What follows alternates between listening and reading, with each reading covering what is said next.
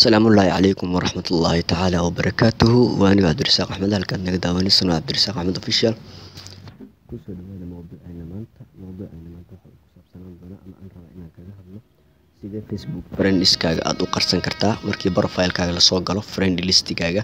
haddii aad rabtid inaad qarsatid waxaan kuugu soo bandhigi doonaa qaabkaad u qarsan lahayd.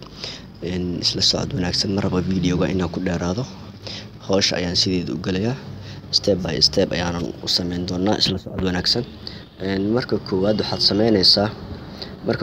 sameynaysaa waxaad tagi doontaa Facebook-gaaga. for example Facebook-geena waa kan intuu noogu jiraa. waxaad tagi doontaa Facebook-ga markaa ku dhufatid oo kuu soo saaro qaybtiisa caadiga ah waxaa ka tagi doontaa qaybtan saddexda dhibcood ah. ku dhufan doonaa.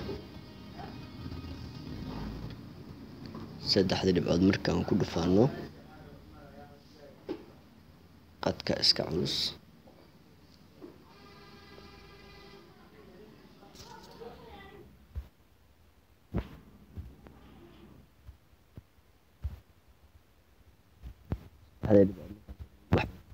qaybta setting and privacy ayaa ku dhufan doonaa. setting and privacy markaa ku dhufano waxaa kasii tegi doonaa qaybta settingka kasii tegi doonaa. qaybta settingka markaan ka tagno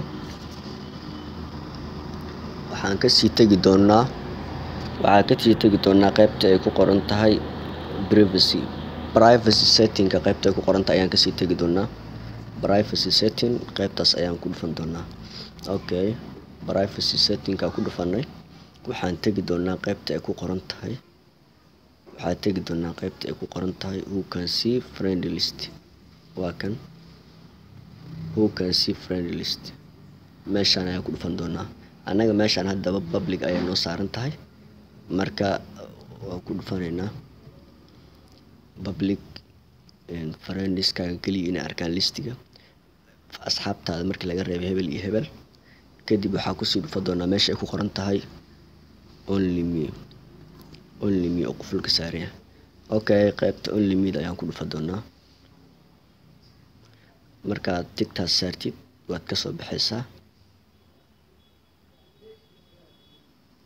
tigta markaad saartid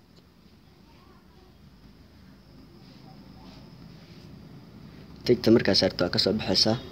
waa kana marka hadda meeshii oo public noo ahayd only me ayaa noo saaran.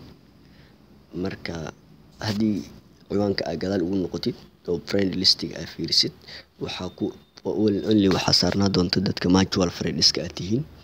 marka dadka friendskaaga lama arki karo oo hadda only me ayaa kuu saaran oo kuu qarsan yahay.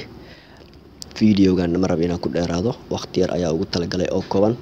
haddii aad la socotay qaabka aan u sameynaynay oo aad nala socotay step by step waxaad hadda ka bacdi haddii aysan kuu samaysnayn ama friend listigaada ku xirnayn ayaad xiran doontaa. videoga ma rabo inaan ku dheeraado, halkan ayaan noogu egyahay. wabillahi tawfiiq. wassalaamu calaykum waraxmatullahi tacaala wabarakaatuh.